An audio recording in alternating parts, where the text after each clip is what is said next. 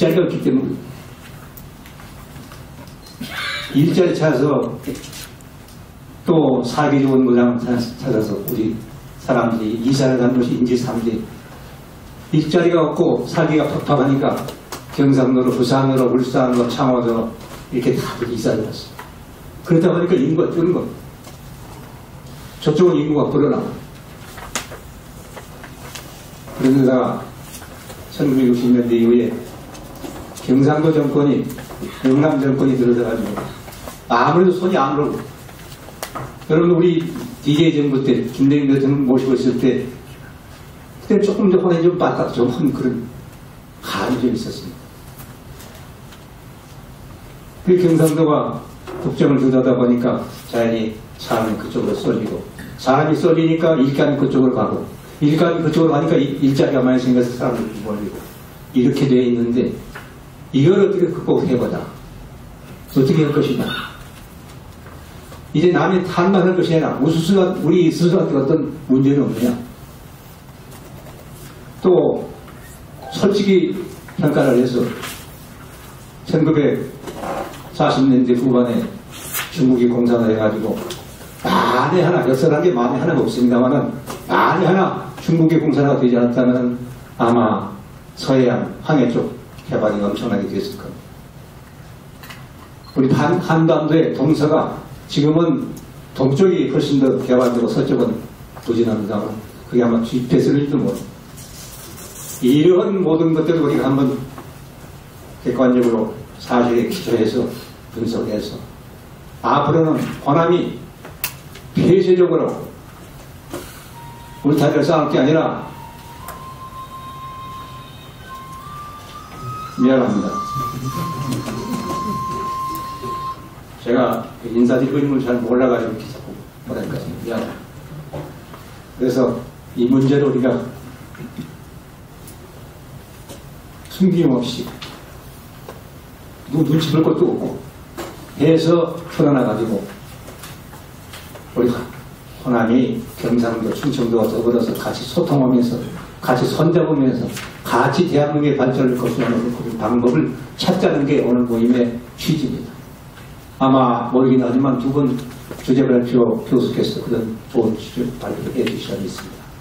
끝나게 되면 여러분들 가운데서 특별히 질문 그런 사항이 있으시면 질문 들으시고 해서 어쩌면 오늘 이 자리가 앞으로 호남이 제대로 숨을 쉬고 제대로 제 얘기를 하고 제대로 호남의 목소 차릴 수 있는 그런 기초가 됐으면 하는 그런 소망을 가지고 있습니다. 오늘 대단히 감사합니다. 이 환절기에 건강을 유의하시길 바랍니다. 감사합니다. 다음은 기념사진.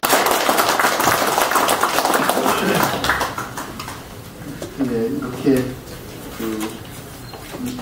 존경하는 많은 선배님들과 동료 또 후배들까지 있는 아주 의미 있는 자리에서 좋은 토론회에서 사회를 볼 수 있는 제 자신이 무척 자랑스럽습니다. 오늘 좋은 토론회가 될 수 있도록 저도 최선을 다하려고 합니다.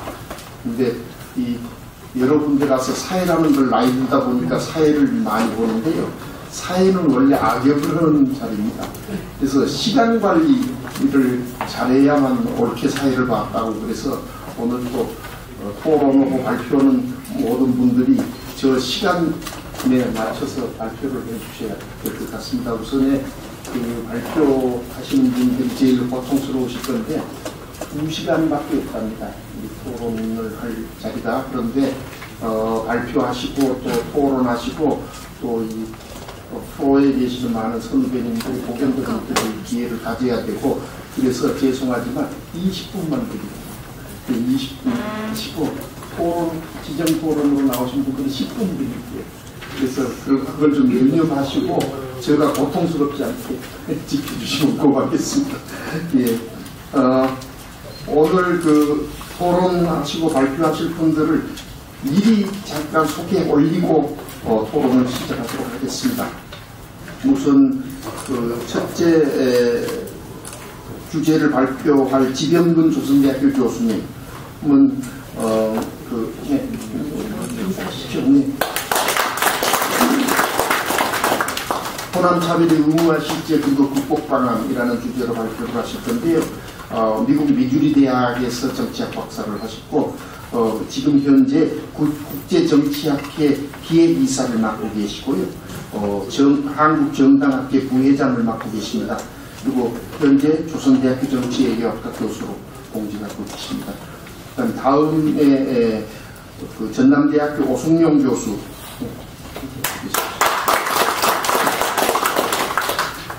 호남의 진화 콜론 차별을 넘어 국민통합의 균형자로라는 제목으로 보겠습니다. 저한테 주어진 양력이 너무 적네요. 전남대학교 사학과 교수만 있습니다. 어느 대학에서 공부를 하셨는지도 본인께서 직접 해주시기 바랍니다. 그리고 지점 토론자로 나오신 두 분도 소개해드리겠습니다. 우선 최운열 전 서강대학교 부총장님 소개해드립니다. 서울대학교에서 경영학 박사 하셨고요. 또 조지아대학교 대학원 재무관리 박사를 하시고 박사가 2개나 되십니다. 그리고 전 한국 CEO 포럼 공동대표를 지나셨고 뭐 잘 알려져 있듯이 서강대학교 부총장을 지내신 분입니다. 주최 측에서 말씀하시는데 발표자들은 저명한 분으로 모셨답니다. 그런데 토론자들은 고명한 분으로 모셨답니다. 네, 잘 알아두시기 바랍니다. 그리고 저하고 개인적으로 아주 가까운 권기현 성균관대학교 교수 소개해드리겠습니다. 인사드리겠습니다. 네, 같은 행정학계에서 같이 몸담고 정치학을 같이 공부하고 해서 개인적으로는 저보다 아주 가까운 사이입니다. 지금 현재 거꾸로 말씀을 드려야 되겠네요. 한국정치학회 회장을 맡고 계십니다. 아주 큰 일을 하고 계시고요. 학력으로는 우선 하버드대학교, 어렵다는 하버드대학교에서 정책학 박사를 받으셨고요. 오래전 얘기입니다. 그 다음에 현재는 성균관대학교 국정관리대학원에서 교수를 맡고 있습니다. 정부에서 중요한 자문위원은 수십 개 훈장으로 고맙게 달고 있습니다. 예, 소개는 이 정도로 마치도록 하고 지금부터 이제 발표로 바로 들어가도록 하겠습니다. 첫째는 지범용 교수님 호남 차별의 의미와 실제 그리고 극복 방안에 대해서 말씀해 주시겠습니다. 그리고 토론과 발표를 조금은 효율적으로 하기 위해서 발표를 모두 마치고 나서 토론을 하는 방향으로 가도록 하겠습니다. 말씀하시죠. 예, 안녕하세요. 방금 전에 소개받은 선생님은 지병근입니다. 이 자리에 불러주셔서 정말 영광이라고 생각하고요. 깊이 감사 인사드리겠습니다. 제 발제문의 타이틀은 호남 차별의 의미와 실제 그리고 극복 방안에 관한 것입니다. 저희가 일상적으로 지역 차별에 대한 이야기는 굉장히 많이 하는데 제가 오늘 발표문을 준비를 하면서도 가장 고민을 했던 게 지역 차별의 의미가 뭘까, 그리고 과연 60년대 이후에 호남이 차별받고 있다라고 이야기를 하는데 현재도 과연 차별받고 있는가, 그리고 그 극복 방안이 있다라고 한다면 그동안에 여러분들이 대안을 제시를 해 주셨을 것이다라고 생각을 하는데 그것이 왜 아직까지 해결되지 않을까, 그리고 보다 더 효과적인 방법이 없을까, 뭐 이런 아주 일반적인 궁금증을 가지고 자료들을 모아서 약간의 분석을 했습니다. 여기에 뭐 첫 페이지에 보시면 제가 지역차별의 의미를 먼저 어떻게 해석을 할 건가, 이것과 관련해서 단순하게 특정 지역에 대해서 불이익을 주려는 태도 혹은 행위, 이것만을 지역차별로 보기에는 너무 소극적인 거 아닌가. 그래서 지역차별 의미를 좀 더 확대를 시켜서 뭐 일종의 어포머티브 액션처럼 역사적으로 호남에게 부여되었던 어떤 불이익, 그 부분을 치유할 수 있는, 치유하려는 노력을 하지 않았을 때 그것을 지역차별로 우리가 이해를 해야 되지 않을까, 뭐 이런 생각을 했습니다. 그래서 기본적으로 뭐 선행무들에서 많이 다루어왔던 거시경제 집회를 이용을 해서 분석을 좀 했고요. 마지막에 정치적인 어떤 해결 대안, 뭐 제가 전공이 정치학이기 때문에 그 부분을 관련해서 아주 핵심적인 내용은 이제 비례대표 확대가 일종의 대안이 될 수 있지 않을까, 뭐 이런 제안을 드리고자 합니다. 그래서 먼저 이 호남의 사회경제적인 조건과 차별을 관한 말씀을 좀 드리도록 하겠습니다. 길게 말씀은 안 드리고요. 그림 1을 보시면 한국의 인구 변동을 제가 정리를 해봤습니다. 여기 보시면 아까도 이사장님께서 말씀을 해주셨는데 이 지역의 인구가 감소한다라고 하는 것은 굉장히 큰 문제다라고 하는 부분이죠. 왜냐하면 삶의 질이 좋지 않았을 때 다른 지역으로 이주를 하는 것이기 때문에 실제로 어떤 특정 지역의 삶의 질을 우리가 평가할 때 가장 중요한 것이 인구의 전입과 저출 이 부분을 우리가 따져야 되지 않을까 이런 생각을 해봤고요. 그래서 여기에 그림 1에 나와 있는 것은 전국에서 호남이 또는 뭐 다른 지역이 차지하는 비율을 여기서 얘기를 하는 겁니다. 여기서 보시면 저도 이 표를 그림을 그리고 굉장히 놀랐는데 뭐냐면 이제 수도권이 급속도로 증가를 하는 걸 보시고요. 여기 실선 그림이 조금 희미하게 나오는데요. 실선으로 나와 있는 게 이제 호남입니다. 그래서 시기적으로 보면 60년도부터 85년, 90년 그리고 95년 요때까지 이제 급속도로 인구가 감소를 하죠. 그래서 1960년에는 1945년도에는 전체 인구의 25%에 해당했던 호남의 인구비가 60년에는 23.8% 그리고 2010년에는 충청 지역보다도 적은 10%. 그래서 현재 이 호남의 인구는 전국 이 전체 인구 중에 10%밖에 안 된다. 이거는 과거에 4분의 1에 해당하던 호남의 인구가 10분의 1로 줄은 것이다 라고 하는 부분에서 우리가 주목을 해야 되지 않을까라는 말씀을 좀 드리고 싶고요. 그림 2를 보셔도 여기에 순이동 부분이 있는데요. 한 가지 우리가 주목을 해야 되는 부분은 호남의 인구 변동하고 이제 영남의 인구 변동을 우리가 같이 봐야 되는데, 실제로 영남도 인구 구성이나 이분이 여전히 호남보다는 뭐 압도적으로 많기는 많지만, 호남도 아까 나왔던 이야기처럼 수도권과 지방의 관계에 있어서 지방이 차별을 많이 받고 있기 때문에 실제로 영남도 최근에 있어서는 그다지 삶의 질이 좋은 건 아니다라는 말씀을 좀 드리고 싶습니다. 또 지표로 말씀을 드리면 여기에 뭐 2차, 3차 산업종사자, 그리고 산업 직접도, 그리고 지역경제력에 대한 것을 제가 선행 연구를 검토를 간략하게 했는데요. 기본적으로 호남은 여전히 어떤 특성을 갖냐면 1차 산업 위주의 경제 구조를 가지고 있고 그 비중이 다른 지역에 비해서 높다라고 하는 것 하나 하고요. 그리고 기업의 투자 환경도 안 좋다라고 하는 것, 그리고 제조업의 지적도도 다른 지역에 비해서 떨어진다라는 것, 그리고 지역의 경제력 지수도 상당히 떨어진다라고 하는 부분입니다. 그래서 그 이외에 호남에 대한 어떤 재정 지원에 관련한 자료를 제가 최근에 봤는데 이 부분은 그림 3에 나와 있는 겁니다. 그래서 2003년도부터 2015년도 최근에 이 김윤덕 의원실에서 나온 자료를 제가 그림으로 만들어 봤습니다. 여기서 보시면 호남 노무현 정부 시기에 네 번째 이 막대가 이제 호남 지역인데요. 노무현 정부 때는 전체 이 국토교통부 소관 관리대행사 사업비가 호남 지역 같은 경우는 11%였는데 그게 이명박 정부 때는 13%, 그리고 박근혜 정부 때는 3.7% 이렇게 떨어지는 이런 경향성들이 있고요.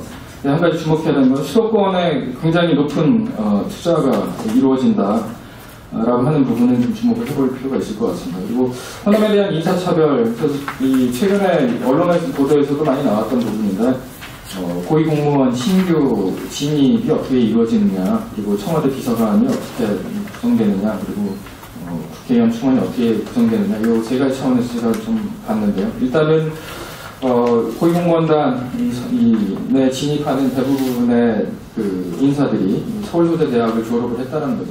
과거에 예를 들면 제가 소속되어 있는 조선대나 아니면 옆에 전남대 출신의 인사들이 실제로는 고위공무원에서 이제 상당히 진입을 못하고 있는 게 최근에 계속 나타나고 있는 부분이 있는 거고요. 그리고 대장급 진급자에서도 이제 최근에 호남 출신이 전혀 없었기 때문에 논란이 됐던 부분이 있습니다. 그래서 그 부분은 뭐 자료를 보시면 뭐 쉽게 그냥 이해하실 수 있을 것 같아서 넘어가도록 하겠습니다. 그리고 국회의원 충원과 관련해서 제가 한마디만 말씀을 좀 드리고 싶습니다. 그래서 최근에 뭐 선거구 획정과 관련해서 논란이 굉장히 많이 되고 있고, 그래서 결국에 선거획정위원회가 실패를 했죠. 조정에 실패를 했는데, 가장 큰 이유가 농어촌 지역의 이 지역구 의원을 얼마나 개정을 할 것이냐. 그것이 직접적으로는 호남의 국회의원 수에 영향을 미치기 때문에 이 부분이 굉장히 많은 관심을 끌었는데요. 기본적으로 저희가 그 부분은 인식을 해야 되지 않을까라고 하는 생각을 합니다. 뭐냐면 호남의 인구 비례로 따지면, 아주 단순하게 인구 비례로 따지면 호남이 정치적으로 국회의원의 수에 있어서는 과다되고 있는 부분이 분명히 있다. 그건 뭘 의미하는 거냐면 다른 지역에 있는 사람들, 대표적으로 뭐 춘천 지역에 있는 사람들이 불만을 표출할 수 있는 것이고, 그것을 그냥 무시하고 역사적으로 호남이 국회의원 수가 많았기 때문에 우리는 이걸 지킬 것이다라고 하는 것이 어떻게 보면 설득력이 없을 수 있다. 그렇다고 한다면 어떻게 설득할 것인가에 대한 부분도 저희가 고민을 해봐야 된다는 생각이 들었고요. 그리고 제가 새정치민주연합, 소위 호남정당이라고 이야기하는 새정치민주연합에서 호남의 대표성이 얼마나 되는가, 이 부분도 제가 고민을 좀 해봤습니다. 이거는 최근에 이 새정치민주연합 내부에서 당내 갈등이 불거지면서 그런 얘기들이 많이 나왔죠. 뭐냐면 호남의 당원들, 호남의 정치인들이 홀대받고 있다. 이런 얘기들을 많이 했습니다. 그리고 그것을 직접적으로 호남신당 창당의 그 이론적인 근거로 삼았던 부분이 분명히 있었던 것 같습니다. 그래서 그것에 대한 평가를 좀 해볼 필요가 있지 않을까 생각을 했는데요. 일단은 이 그림 5 위쪽에 보시면 제가 당지도부 구성에서 호남 출신 인사들의 비중이 얼마나 되느냐라고 하는 부분을 제가 기술을 좀 해놨는데요.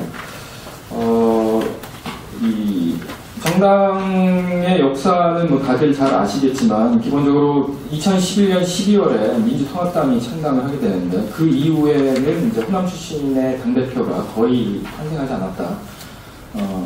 한명숙, 그 다음에 문성근, 박지원, 이해찬, 문재인, 문희상, 김한길, 그리고 그 이후에는 이제 김한길, 안철수 공동대표, 그 다음에 문재인 대표가 등장을 하는데, 이들 중에 이제 호남 출신은 박지원밖에 없었다라고 하는 차원에서 이 정치적인 대표성이 취약해졌다라고 하는 부분을 저희가 고려할 필요가 있는 것 같고요. 그것에 비해서 이제 이 호남 지역의 당원들이 새정치민주연합에서 얼마나 차지하나, 그 부분은 이제 그림 5에 표현이 되어 있는데요. 이 전체 새정치민주연합 같은 경우는 242만 명이 전국 당원으로 2013년 통계에 따르면 그렇게 되어 있습니다. 그러니까 그 중에서 호남 지역의 이 새정치민주연합 당원이 43%입니다. 이 전체 당원 중에. 그래서 실제로 수도권보다도 더 많은 당원들을 가지고 있고, 그래서 이것이 앞서 말씀드렸던 것처럼 호남 지역의 정치인들이 새정치민주연합 내에서 이 지도부에 진입해야 된다는 논리적 근거가 분명히 되고 있다라고 이야기를 할 수 있을 것 같습니다. 근데 그러면 과연 그것이 어떤 방식으로 진행돼야 되는가라고 하는 것과 관련해서 이제 논쟁이 돼야 되는데, 제가 몇 가지 이 정당 차원도 그렇고 전국적인 정치 대표성 부분도 그렇고 몇 가지 극복 방안을 간단하게 말씀을 드리도록 하겠습니다. 제가 세 가지 정도 대안을 말씀을 드렸던 것 같은데요. 호남 차별의 극복 방안. 그래서 이건 뭐 다 아시는 것이지만 수도권 지방 격차의 해소가 이루어져야 된다. 지역균형 발전이 이루어져야 된다.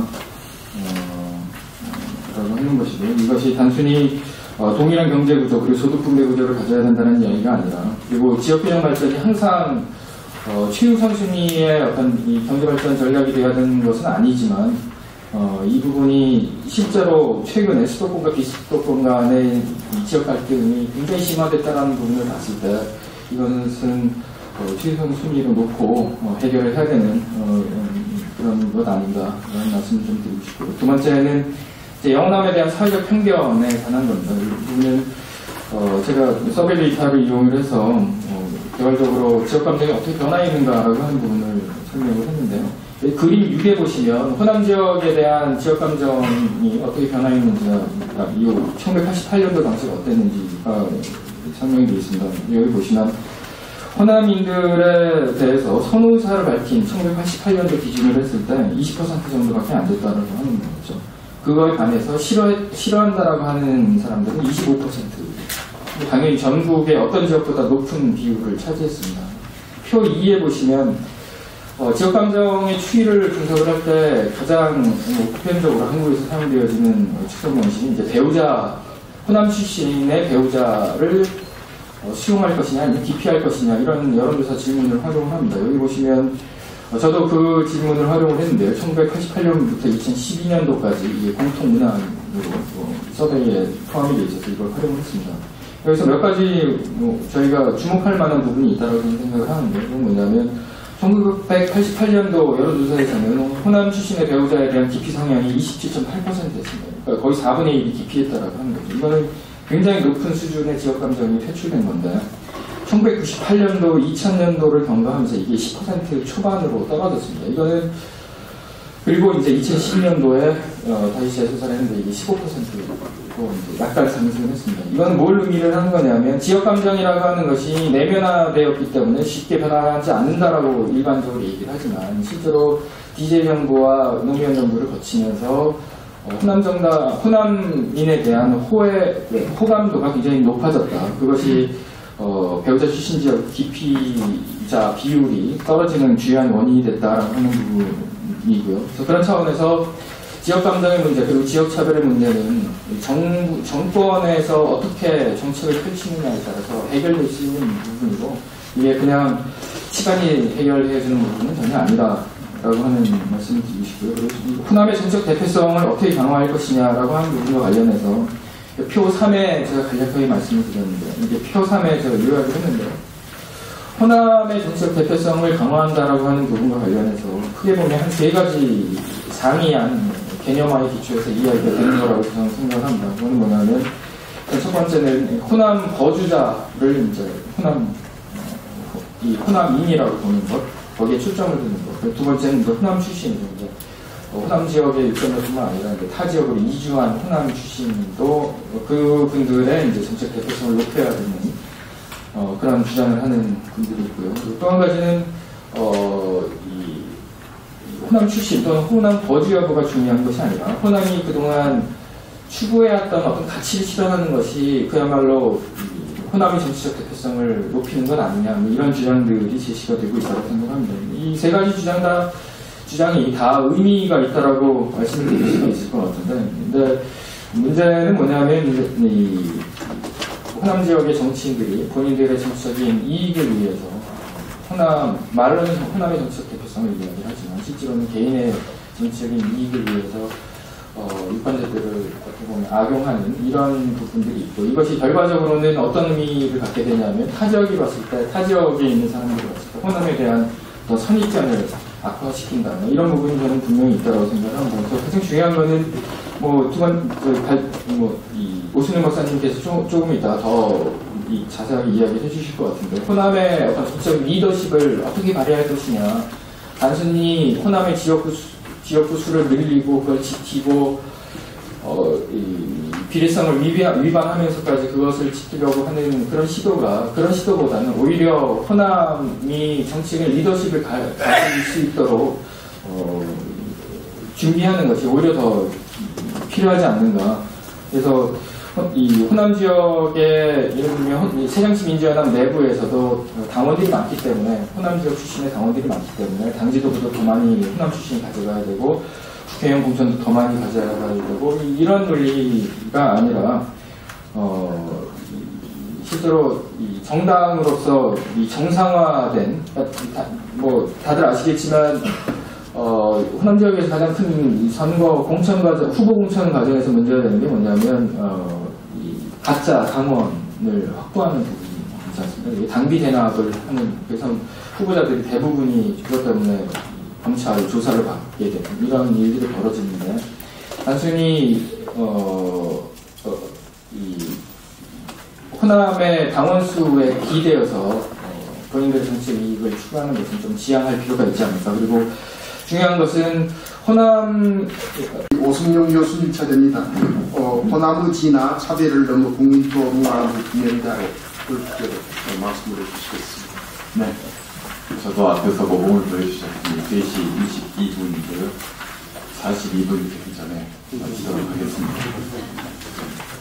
이심전심이라고 말씀을 드릴 수 있을 것 같은데요. 오랫동안 옆에 계신 지병문 선생님과 지역에서 같이 활동을 하면서 같이 토론회 많이 나갔고, 이번 호남과 관련된 주제 발표를 정하고, 사실 서로 좀 많이 이야기를 나눠야 했습니다만, 솔직히 고백하건대 그러지는 못했습니다. 그럼에도 불구하고, 이심전심이라고 말씀드릴 수 있듯이 역할 분담이 정확하게 이루어질 수 있었던 것들은 아마도 그런 서로에 대한 그런 오랜 활동 과정에 쌓인 신뢰가 이렇게 된 것 같습니다. 지명근 선생님께서 발표하신 내용을 보시면 오늘의 호남이 처한 상황이 어떤 것인가에 대해서 잘 분석이 되어 있습니다. 저는 어설프게 오늘의 현재 호남에 대해서 언급을 한 수준에 그쳤고요. 다만 오늘의 호남이 이렇게 돼 있다면 내일의 호남은 어떻게 되어야 될까라는 고민을 조금 담아봤습니다. 그래서 오늘의 호남을 보려면 지명근 선생님 글을 읽어보시면 될 것 같고, 내일의 호남을 보려면 좀 부족하긴 하지만 제 걸 보면 그래도 이런 생각도 해볼 수 있겠구나 라는 그런 내용, 역할 분담이 이루어진 것 같습니다. 저의 문제의식은 이런 겁니다. 호남이라는 것이 제 발전에도 나와 있습니다만, 호남이라는 것이 단순히 지리적인 경계를 지칭하는 의미는 아니라고 저는 봅니다. 그런 지리적인 경계를 지칭하는 개념이라면 전라도라는 표현이 있으니까요. 실제로 애초에 의도가 그것이었는지는 알 수 없습니다만, 개념이라는 것이 사회와 과정을 거치면서 특정한 의미를 부여받게 되는 건데, 이 호남이라는 개념이 아마 그런 의미를 부여받은 개념인 것 같습니다. 사회적인, 역사적인 사건들과 엮이면서 호남이 가지고 있는 의미는 단순히 전라도라는 개념처럼 지리적인 경계를 지칭하는 것이 아니라 적어도 대한민국 정부 수립 이후 여러 가지 역사적인 굴곡을 거쳐가면서 호남이라는 개념 속에는 사회 역사적인 의미가 더 많이 담겨져 있었던 것 같습니다. 그래서 다른 지역에서는 찾을 수 없는 호남 정치, 영남 정치라는 표현은 거의 쓰지 않죠. 호남 정치라는 표현도 쓰고 또 호남 정신이라는 말도 씁니다. 이런 개념을 만들어낼 수 있다는 것은 단순히 이 호남이라는 개념이 지리적인 의미를 담고 있는 개념이 아니라는 것. 역사적 과정을 거치면서 스스로 호남이라는 의미 속에 뭔가 긍정적인 의미를 담고자 하는 호남인들의 어떤 의지, 의도가 포함되어 있는 거라고 할 수 있을 것 같습니다. 그래서 호남의 미래라는 것들도 바로 그런 역사성, 그리고 과거로부터 전승되어 온 여러 가지 문제들에 벗어나서는 사고를 할 수 없을 것 같습니다. 앞서 잘 제시가 됐습니다만 현재 호남이 가지고 있는 문제, 호남의 문제를 저는 하드파워와 소프트파워라는 개념을 좀 끌고 들어와서 좀 설명을 해보려고 합니다. 여러분들이 잘 아시겠지만 하드파워라는 개념은 경제력, 국제관계원에서 주로 사용하는 개념입니다. 경제력, 국방력 이런 것들이 국가의 어떤 능력들을 결정하는, 국가의 능력을 결정하는 주요한 요인으로 바라보는 것이고, 소프트파워는 어떤 뭔가를 상대방이 할 수 있도록 하는 그런 능력, 아이디어, 의제설정 능력 이런 것들을 부각시키는 개념이라고 할 수 있을 것 같은데요. 물론 호남이라는 게 국가는 아니기 때문에 이 하드파워, 소프트파워를 이 국가가 아닌 특정 지역에 적용시키는 게 무리가 있는 거 아니냐라는 반론도 있겠습니다만, 소수적인 의미로 받아들인다면 반드시 꼭 불가능한 개념은 아닌 것 같습니다. 하드파워와 소프트파워로 나누어서 현재의 호남을 살펴봤을 때 앞서 잘 지적됐듯이 호남은 하드파워에 있어서 심각한 상황입니다.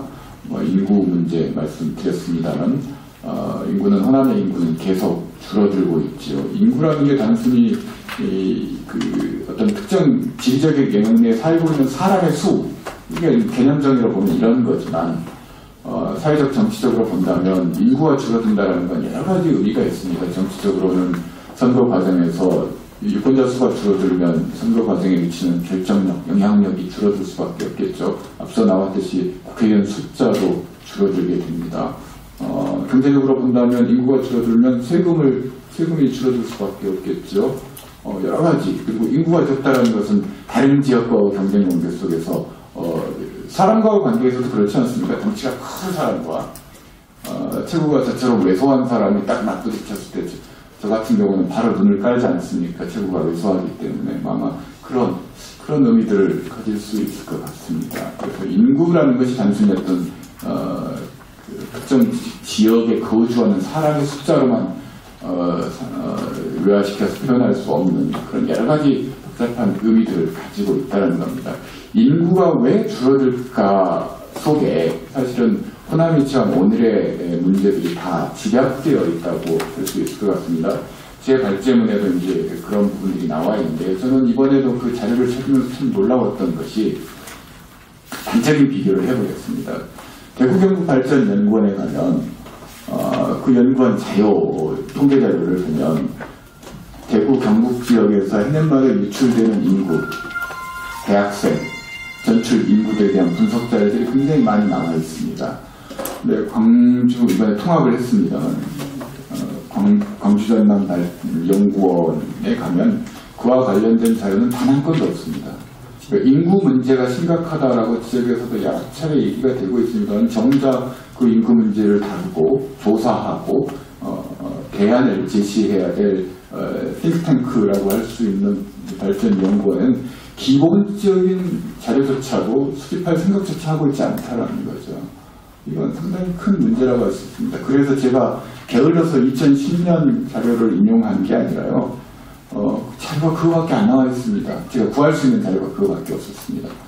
거기 보시면 나와 있습니다만 아까 위원장님께서도 이사장님께서도 말씀하셨듯이 왜 인구가 줄어들 수밖에 없느냐. 일자리가 없기 때문입니다. 그 실태가 2010년 통계이긴 합니다만 전출 인구 관련 통계들이 좀 나와 있습니다. 31페이지에 나와 있는데요. 인구가 왜 유출되느냐. 한국고용정보원 통계를 보면 대졸 인력들 유출률이 보면 호남이 가장 높습니다. 즉 대학교를 졸업해서 호남 지역 졸업생들이 호남 지역에 거주하는 직장을 얻어서 거주하는 비율이 거주하지 않고 나가는 비율이 가장 높다는 겁니다. 25%를 이루고 있지요. 그리고 지역별 고교 졸업자들이 수도권 대학 진학입니다. 이게 공부 잘해서 가는 거라고 긍정적으로 해석할 수도 있습니다만 지역의 대학을 회피하는 상황이라고 저는 받아들이고 있는데요. 이건 역시나 호남이 가장 높다는 겁니다. 심지어는 이쪽 통계는 잡혀있지도 않습니다만 비공식 통계이긴 합니다만 중학생 중에 광주 지역, 전남 지역 중학생의 여계 유출률이 한 20% 정도 됩니다. 그 중학생 여계 유출이라는 건 한마디로 간단한 겁니다. 승복고를 받기 위해서 그 학교에서 제일 공부 잘하는 상위 20%가 빠져나가는 겁니다. 그게 1차 인구 유출인 거고요. 그 고등학교에서 대학을 진학하기 위해서 한 여기 나와 있듯이 20% 이상, 20% 가까운 우수 인재들이 또 수도권으로 빠져나갑니다. 그리고 그나마 남아있던 지역의 인력들 중에 한 25%는 또 빠져나갑니다. 예체를 찾아서. 그러면 지역에 남아있는 사람들은 어떻게 되는 거죠? 루저 중에 루저가 되는 겁니다. 공무원 외에는 할 게 없는 그런 사회가 되어간다는 거죠. 이런 기본적인 통계도 호남 지역은 업데이트가 안 되고 있다는 겁니다. 이게 호남에 처해 있는 현실적인 문제들, 현재의 문제를 상징적으로 보여주는 것이라고 할 수 있을 것 같습니다. 인구가 줄어들고 일자리가 줄어들면 당연히 경제적 능력도 줄어들 수밖에 없는 겁니다. 지역 내 총생산을 보면 호남의 GRDP 객관적으로 나와 있는 통계들입니다. 제가 특정 연도만 본 게 아니라 쭉 추적해서 보면 35페이지 그래프를 보시면 쉽게 이해가 죄송합니다.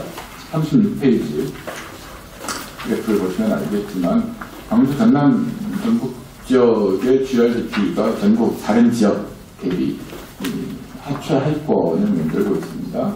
그런데 한 가지 더 재밌는 사실이 있습니다. 광주 전남 전북이야 그러려니 충분히 예상이 가능한 건데 의외로 대구 경북 지역의 GRDP도 높지 않다라는 겁니다. 그 두 지역의 공통점이 있습니다. 특정 정당, 한 정당에 몰아주기 표를 하는 지역들이라는 겁니다. 반면에 충남 지역, 물론 세종시 효과가 있습니다만은 대전 충남 지역의 GRDP는 지속적으로 수도권에 광역 수도권으로 포함되고 있는 지역이라고 할 수 있는데 이런 지역에서는 GRDP가 앞으로 더 늘어날 개연성이 있고 또 늘어나고 있는 중이라는 겁니다. 정치적 선택과 지역의 경제적인 능력들이 어떤 상호작용을 일으킬 수 있는가 여기서 좀 시사점을 얻을 수 있는 부분들이 있다라는 거죠. 그리고 GRDP가 광주 지역이 대구 지역보다 한때 높았던 적이 있습니다.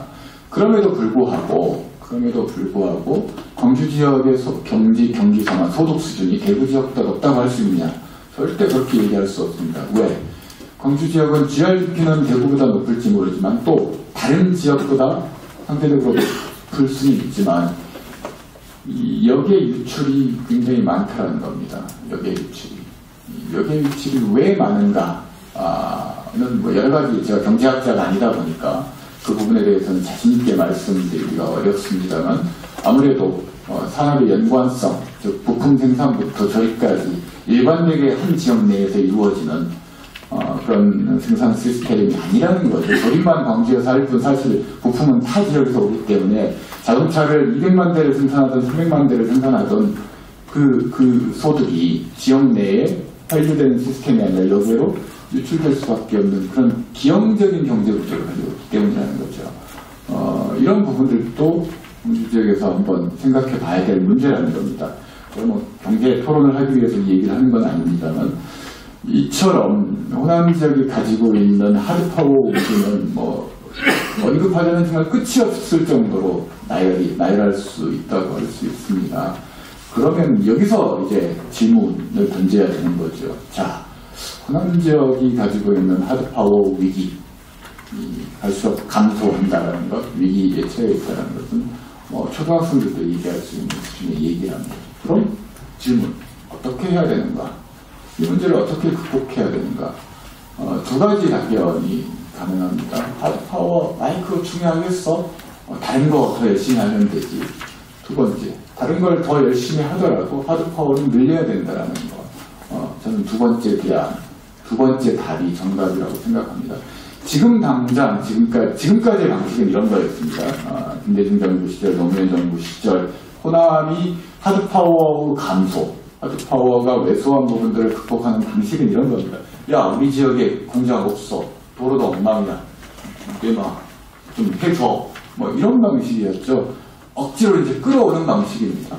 정권 바뀌니까 이 방식은 더 이상 유효하지 않은 방식이 됐습니다. 그럼에도 불구하고 매 대통령 선거 때마다 호남의 방식은 여전히 하드파워를 늘리기 위해서 대통령 선거 공약을 반영시켜야 된다. 뭐 예산 정기국회 때마다 예산 반영 때마다 이런 부분들을 해야 된다라는 방식을 고수하고 있다는 거죠. 사실은 좀 자성을 해보자면 이건 혹시 이런 방식이 정말 혹시 호남이 아이디어가 없어서 다른 대안을 내세울 비전이 없어서 혹시 그랬던 것은 아닌가. 쉬운 선택입니다. 이런 부분들은 굉장히 쉬운 선택이죠. 예산 더 늘려줘. 도로 해줘. 공장 지어줘. 매우 쉬운 선택인데 이 쉬운 선택을 했던 것이 정말 대안이 그거여서 과연 그 선택을 한 것인가 아니면 다른 복잡한 생각을 할 수 있는 능력이 없으니까 혹시 그랬던 것은 아닌가 한번 반성해 볼 필요는 있다라는 겁니다. 결국 전원해법은 소프트파워를 늘려야 된다는 거죠. 이미 그 사례들은 있습니다. 독일과 프랑스의 관계도 있을 수가 있고 아까 지병 선생님께서 말씀하셨던 아주 핵심적인 건데 소프트파워가 중요하다는 것은 새정치민주연합을 봐도 알 수 있습니다. 즉 하드파워, 당원 수만 놓고 보면 호남이 압도적으로 많습니다. 그러면은 당연히 새정치민주연합의 모든 당대표, 대통령 후보는 어디서 나와야 됩니까? 당원 수가 제일 많은 호남 지역에서 나와야 되는 겁니다. 그렇지만 호남 지역에서는 당원 수가 제일 압도적으로 많습니다. 그렇지만 대표 하나, 원내대표는 논의해라 하고요. 당대표 하나 제대로 만들어내지 못하는 겁니다. 왜 그런가요? 파워가 없기 때문입니다. 즉 다른 지역을 설득할 수 있는 능력, 비전, 프로그램들이 없기 때문이라는 거죠. 결국 소프트 파워를 호남 지역, 호남이 가지고 있는 능력은 예전에도 그랬고 지금도 그렇고 결국은 소프트 파워에 있다는 겁니다. 다른 지역을 압도할 수 있는 윤리적인 도덕, 윤리적인 능력, 그리고 실제 80년대 민주화가 주도적인 상황에서 민주화를 주도했던 호남의 능력, 이런 것들이 호남이 가지고 있는 하드파워가 적음에도 불구하고 한국 사회, 한국 정치에서 끊임없이 호남이 논란이 될 수밖에 없고 호남의 여론이 중요할 수밖에 없었던 배경이 되었다는 거죠. 그런데 유감스럽게도 그런 논란의 대상으로서 호남이 이제는 비하의 대상이 되었지않죠. 긍정적인 의미에서 논란이 중심이 되고 있는가 좀 자성해 볼 필요는 있다는 겁니다. 결국 이런 것들은 제가 시간이 많지 않기 때문에 길게 말씀을 못 드리겠습니다만 이런 문제를 풀어낼 수 있는 것은 전략의 문제일 수 있다는 겁니다. 호남이 가지고 있는 의제설정 능력들을 키워야 된다. 이것이 의제설정 능력이 좀 추상적으로 받아들여질 수 있지만 다양한 아이디어와 비전들을 호남이 먼저 개발해야 된다. 그런데 아이디어와 비전은 한 데서 떨어지진 않는다는 겁니다. 지역이 주도하는 아이디어와 비전을 만들 수 있는 훈련 기관과 인력들을 끊임없이 충원하는 노력들을 해야 된다는 겁니다. 저는 호남 미래 포럼이 해줘야 될 역할이 이것이 아닐까 생각을 해봅니다. 예를 들어보겠습니다. IMF 외환위기 때문에 다소 좀 평가가 국민들 사이에서는 나쁘게 되어 있습니다만 강경식 전 총리가 있습니다. 그분이 제 기억이 맞다면 국가경영전략연구소인가요? 연구원입니까? 아마 이런 기관을 만들었을 겁니다. 그 연구기관은 영남에 있는 기업들을 펀드레이징을 해서 만든 연구기관입니다. 그 경영전략연구원에서 국가경영전략연구원에서 하는 일이 뭔지 혹시 아시는 분 있으십니까? 영남의 비전을 만드는 역할을 합니다. 그래서 각 분야별로 정치, 경제, 지방자치 모든 각 영역별로 영남이 앞으로 추구해야 될 비전, 20년, 30년 후의 비전을 제시하고 그리고 단기 과제를 제시를 합니다. 그걸 매 지방선거 때마다 광역단체장부터 기초자치단체장 그리고 광역의원, 기초의원들에게 다 나눠줍니다. 지역마다, 후보마다 여건이 다르기 때문에 생각도 다를 수 있지만 영남이 나아가야 될 방향이 이런 비전이 있구나, 영남이 나아가야 될 방향이 이쪽이구나라는 것에 대한 공감대를 만들어주는 역할들을 하고 있는 겁니다. 그리고 각 연도마다 매 선거 때마다 그 비전들을 업데이트하는 역할들을 합니다. 노력들을.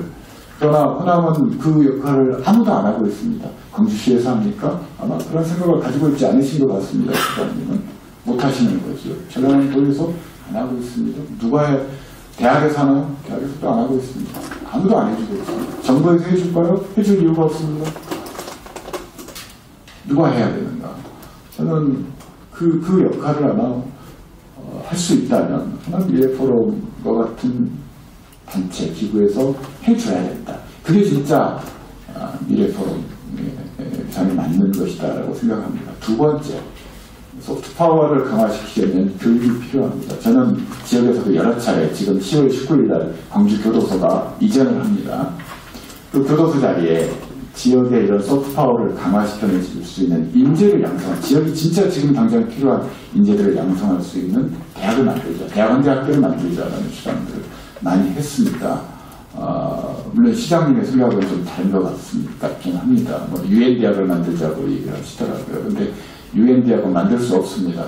왜냐하면 UN이 특정 지역의 대학을 공인해주는 그런 기관이 아닙니다. 그런 것도 알아보지 않고 지금 UN 대학 만드신다고 그러시는 거죠, 시장님이. 지역에 필요한 또 지방자치, 문화, 농업 여러 가지 호남이 필요한 영역들이 많습니다. 거기서 일할 인재가 없다는 말만 하지 누구도 인재를 키울 생각은 안 합니다. 그 예산은 1년 200억이면 되는 겁니다. 대학원대학교는. 광주시 예산은 3조가 넘습니다. 3조 예산 가진 자치단체에서 연간 200억짜리 대학원대학교를 하나 못 세워서 운영을 못한다? 이건 말이 안 되는 겁니다. 그런 역할들을 해줘야 되고 그런 것들이 필요하다라는 것을 시장과 도지사에게 이야기해주는 역할을 여러분들이 좀 해주셔야 되는 것 아닙니까? 저는 그렇게 생각합니다.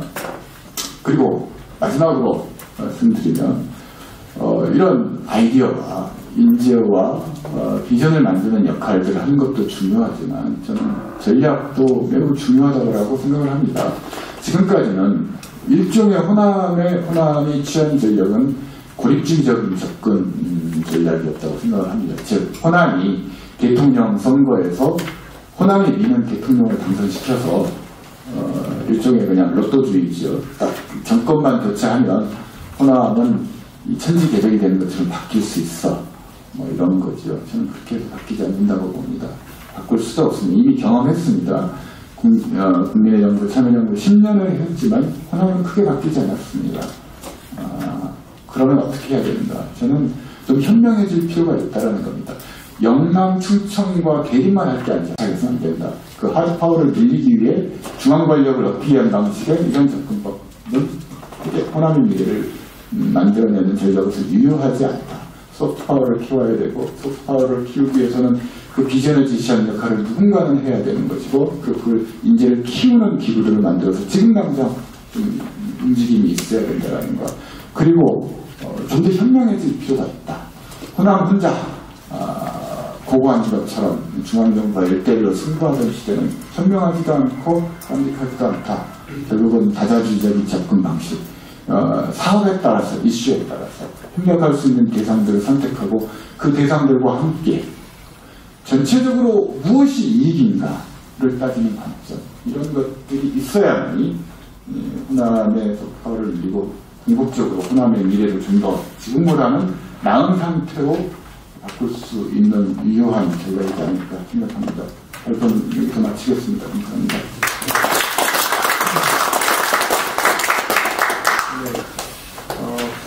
하실 말씀이 굉장히 많으십니다. 싫은 소리를 안 할 수가 없습니다. 또 굉장히 중요한 말씀을 하는 도중에 시간 제약을 했을 때문에 죄송합니다. 이제 지정 토론으로 가겠습니다. 우선 여기에 있는 순서대로 먼저 최은열 전 서강대학교 부총장님부터 말씀을 해주시기 바랍니다. 서강대학교 최은열 교수입니다. 한 3일 전에 문병호 대표께서 갑자기 전화하셔서 오늘 지정 토론을 맡으라고 하셔서 처음에 제가 전문 분야도 아니고 저는 금융이 전공이기 때문에 못하겠습니다 했더니만 그냥 평소에 생각한 걸 아무 얘기라도 하라 그래서 왔는데 걱정이 많이 됩니다. 제가 드리는 말씀이 여기 계신 여러 선배님들 생각과 다를 수도 있고 우리 사회는 다양한 사회이기 때문에 다르더라도 이해해 주시고 그러주셨으면 합니다. 충무공이 쓰신 난중일기에 약무호남이면 시무국가다. 호남이 없으면 국가가 없다. 그런 말씀이 있습니다. 일본 해군이 부산에 도착하고 20일 만에 서울을 점령합니다. 다행인지 불행인지 모르지만 호남 지역에 고바야키라는 부대가 들어갔으나 여러 군데서 패퇴하고 호남을 점령을 못합니다. 그런 상태에서 중국께서는 호남마저 점령을 당하면 조선은 없다. 아마 그런 뜻으로 쓰신 글이 아닌가 생각합니다. 이걸 뒤집어 생각하면 약부국가면 시호남이다. 국가가 없으면 어찌 호남이 존재할 수 있겠습니까? 그런 차원에서 오늘 좀 말씀을 드려볼까 합니다. 오늘 두 분의 발표는 호남에 처한 상황을 굉장히 적나라하게 잘 웅변을 해주고 계십니다. 특히 오승영 교수님께서 호남은 소프트파워를 강화를 통해서 국민 통합의 균형자 역할을 해야 된다. 전적으로 동감합니다. 그런 차원에서 저희들 전라남북도 한 40대, 50대 각 분야의 전문가들 한 100여 명이 백가공명이라는 모임을 만들어서 우리가 호남의 차별, 호남의 소외, 인사차별 불평만 할 게 아니라 우리가 각 분야에서 1인자 되는 것만이 이 상황을 극복하는 길이라는 공통된 인식을 가지고 백가공명이라는 모임을 만들어서 매주 수요일날 거의 한 주도 빠뜨리지 않고 정치, 경제, 사회, 역사 이런 공부를 하고 있는 그런 모임이 있습니다. 이런 모임들이 결국은 우리 호남의 소프트 파워를 키우는 하나의 무브먼트가 아닌가 그렇게 생각이 됩니다. 지금 우리가 살고 있는 이 시대는 호남의 문제를 넘어 국가 전체가 큰 위기에 직면해 있지 않나 하는 걱정이 없습니다. 대한민국이 없으면 호남도 없다는 생각에서 호남을 뛰어넘어 우리 사회가 어떻게 해야 지속 가능한 자유민주주의 국가를 지속시킬 수 있을 건가, 그런 차원에서 몇 가지 생각해 보겠습니다. 우리가 지금 직면하고 있는 경제적 어려움도 사회적 분열과 혼란도 또 지상과제인 통일의 문제도 지금 현재 정치적인 상황이 바뀌지 않으면 그 해법을 찾을 수 없다는 게 일반적인 생각이 아닌가 저는 그렇게 봅니다. 작금에 벌어지고 있는 집권당 내의 분란이나 제1야당의 분열과 혼란은 우리에게 희망보다는 더 절망감만 안겨주고 있습니다. 도저히 함께 할 수 없는 두 이질적인 집단이 지역주의에 편승해야 쉽게 승리할 수 있는 현행 선거제도, 승자 독식의 대통령 선거에 편승하여 이름만 같은 정당이라는 우산 속에서 공생함으로써 사회의 불확실성만 재생산하고 국민에게 희망을 주지 못하고 있는 게 우리의 정치 현실 같습니다. 한반도를 둘러싸고 있는 우리의 국제관계는 굉장히 위중한 시기라고 보여집니다. 일본의 우경화 현상, 북한 핵 문제, 또 일본의 우경화 현상을 방관하고 있는 미국의 그런 태도, 중국과 일본의 갈등, 이런 것들은 우리의 민족의 생존에도 큰 영향을 주는 심대한 문제입니다만 어느 정치권도 이러한 문제를 스스로 해법을 찾아보고자 노력한 것을 우리가 보지 못하고 있습니다.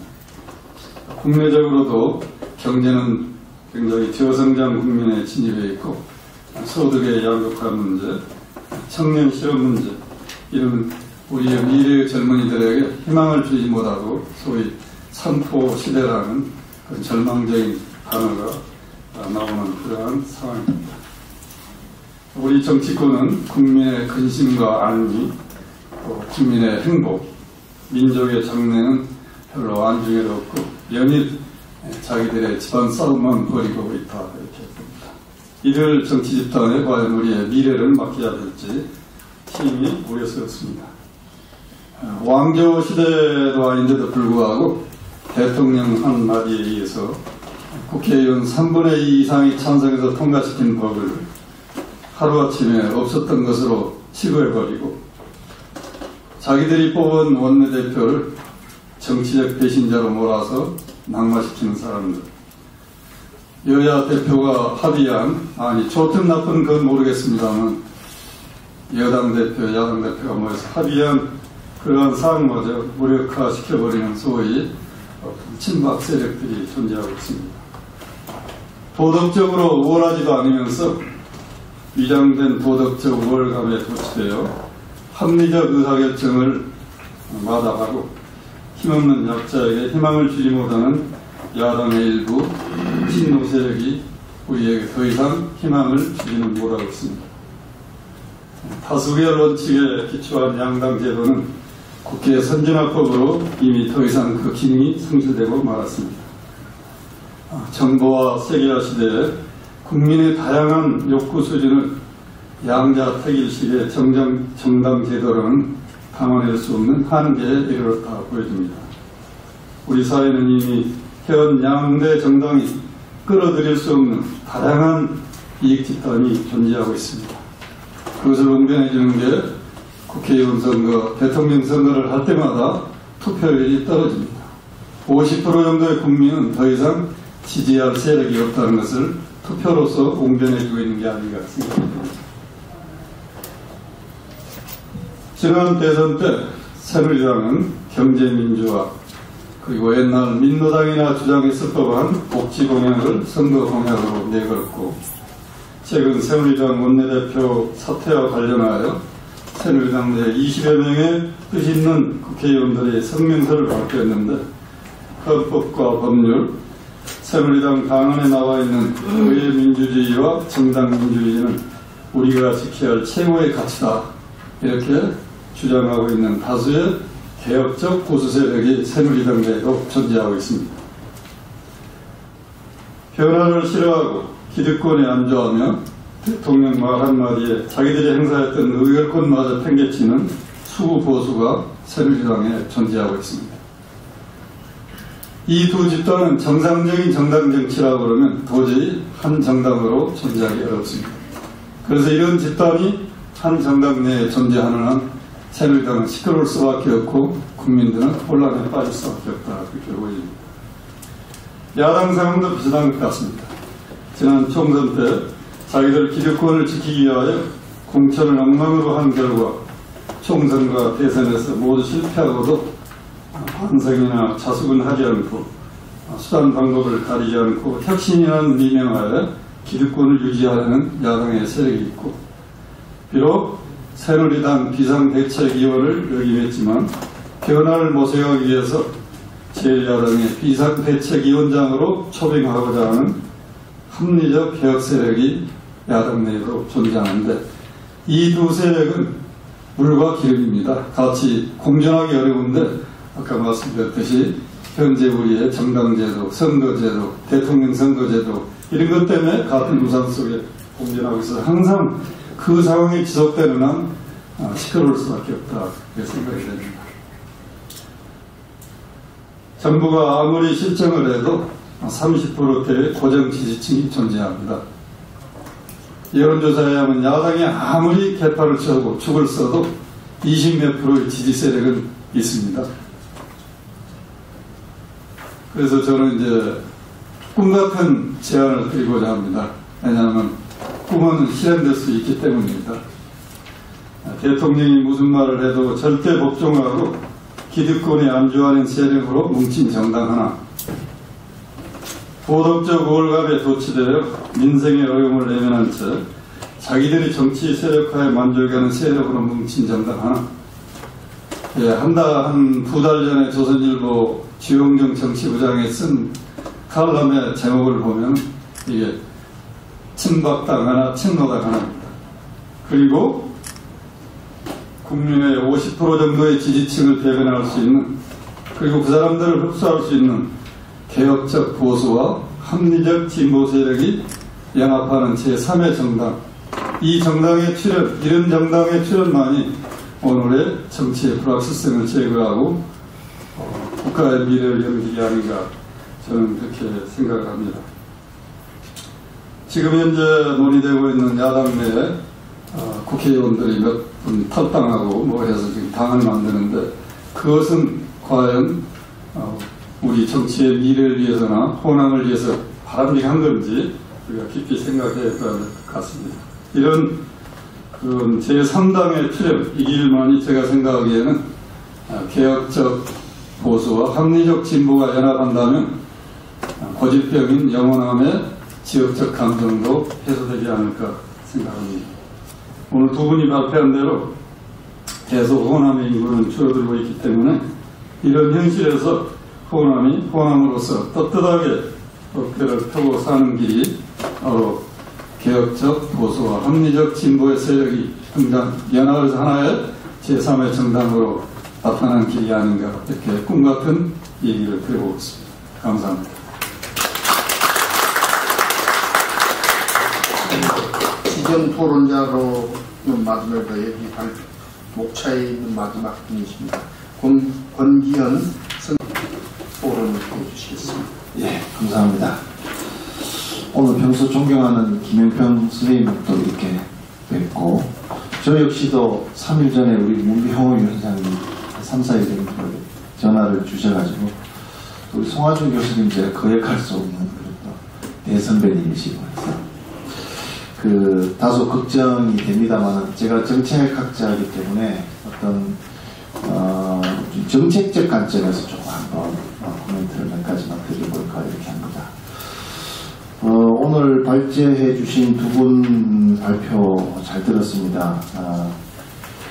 호남에 대한 깊은 고민과 애정이 묻어 있음을 느낄 수 있고, 또 두 논문 모두 문제의식을 공유하고 하드 파워와 소프트 파워를 포함한 구조적 계획이라는 관점에서 많은 방향을 제안했다는 점에서 기본적으로 굉장히 공감을 하는 바입니다. 특히 두 번째 발제하신 하드 파워도 함께 노력을 해 나가야 되지만, 또 소프트 파워 측면에서 정신적인 힘이랄지 도덕적인 힘이랄지 어떤 민주적인 어떤 의식이랄지 이런 부분을 좀 더 교육과 연결시켜서 아까 백과쟁명 말씀도 하셨습니다만 그런 식으로 또 실천적으로 해 나가면서 또 조금 어떻게 보면은 실용적인 입장에서 협력적 거버넌스를 좀 구축해 나가서 실제 가능한 분야에서 또 실천적으로 해 나가면서도 어떤 그런 국가의 미래를 또 준비해 나가는 이런 모습들은 정말 하나의 중요한 솔루션이 아닐까 이렇게 동의하는 바입니다. 이제 저는 그래서 그런 관점에서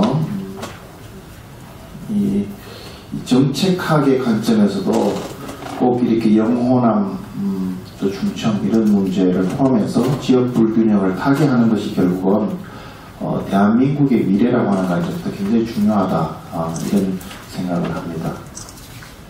특히 이제 최근에 그 행정자치부 같은 데서도 지역의 공동체라든지 어떤 공동체 같은 것을 복원시키고 강화시키는 이런 문제에 대해서 굉장히 또 행자부뿐만 아니라 국토부에서도 하고 또 농림부에서도 하고 이렇게 해서 많이 하고 있는데, 이런 부분도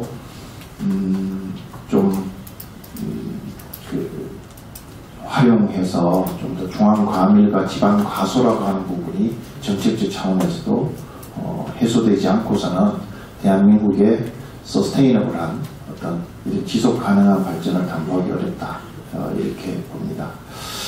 아까도 잠깐 나왔습니다만은 달빛동맹과 같은 이러한 것도 주목할 만한 어떤 이벤트라고 생각이 되고, 제가 좀 찾아봤더니 13년 3월에 교류협약을 체결하고 국회에서도 동서화합 포럼이 이루어지고, 최근 10월 5일에는 문화예술 교류 행사 이런 것도 있고 한데, 이런 것도 하나의 그 단초로 삼을 수 있겠지만 부산하고의 관계라든지 또는 수도권과의 관계에서도 좀 더 이렇게 깊이 있게 이런 노력을 하는 것이 좋지 않나 이런 생각이 들고, 이러한 어떤 우리 그 포럼에서도 호남 미래 포럼에서도 이런 어떤 정책적 프로그램도 또 함께 찾아가고 하는 모습을 통해 가지고 긍정적인 관점에서 미래를 향해 생각해 가는 것이 더 큰 대승적 관점에서 발전할 수 있는 게 아니냐 이렇게 생각이 듭니다.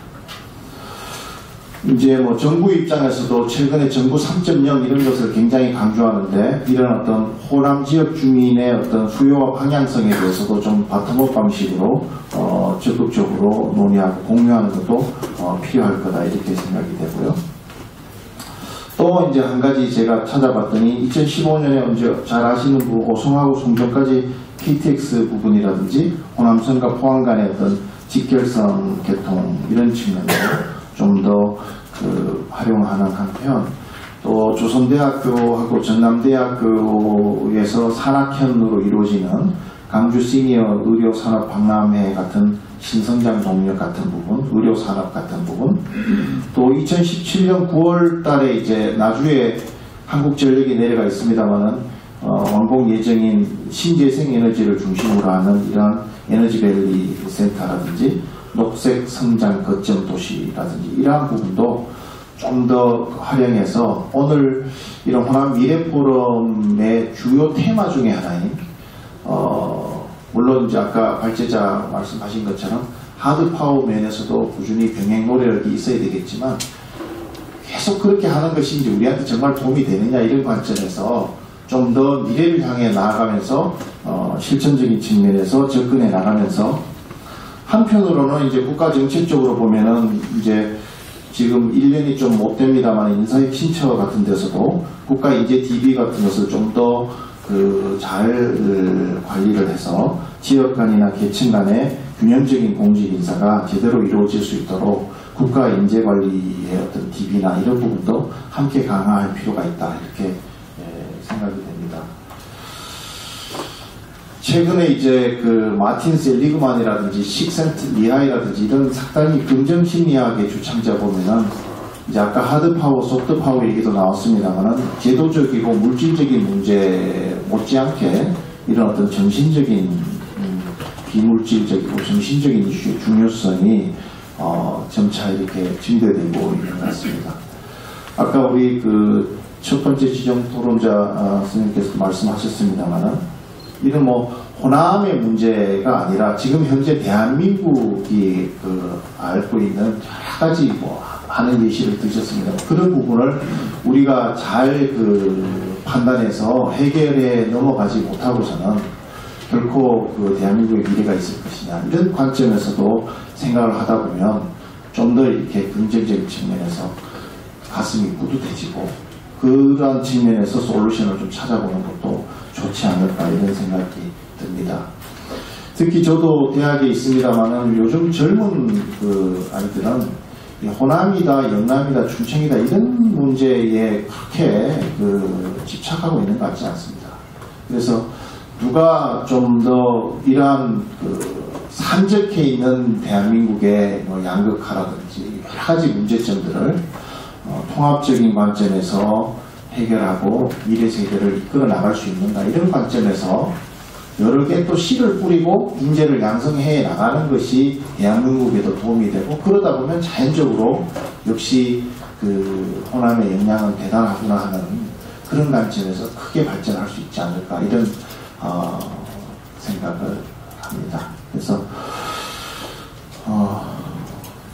이러한 노력들이 답이 딱히 있겠습니까만 노력들이 정책적인 측면, 실천적인 프로그램, 교육적인 강화, 인재 육성 이런 것들을 함께 머리를 계속 맞대고 노력을 하다 보면 결국은 발제자가 말씀하신 이런 호남의 내부 역량이 굉장히 발전할 수 있는 이러한 관점이 되고 결국은 이것이 대한민국이라고 하는 국민 통합의 균형자 역할을 가능하게 할 것이다 이런 생각을 하면서 저희 이제 행정학자 중에 와이드너라고 하는 유명한 학자가 계신데 이 발전이 뭔가 양적 성장만 발전인가 아니다 질적인 변화도 중요하고 목적의식 그리고 방향성 이런 면이 네 가지 요소가 굉장히 이런 발전이 중요한 것이다라고 하는 것을 한번 끝으로 새기면서 제 부족한 소견을 이 정도로 마무리하고자 합니다. 감사합니다.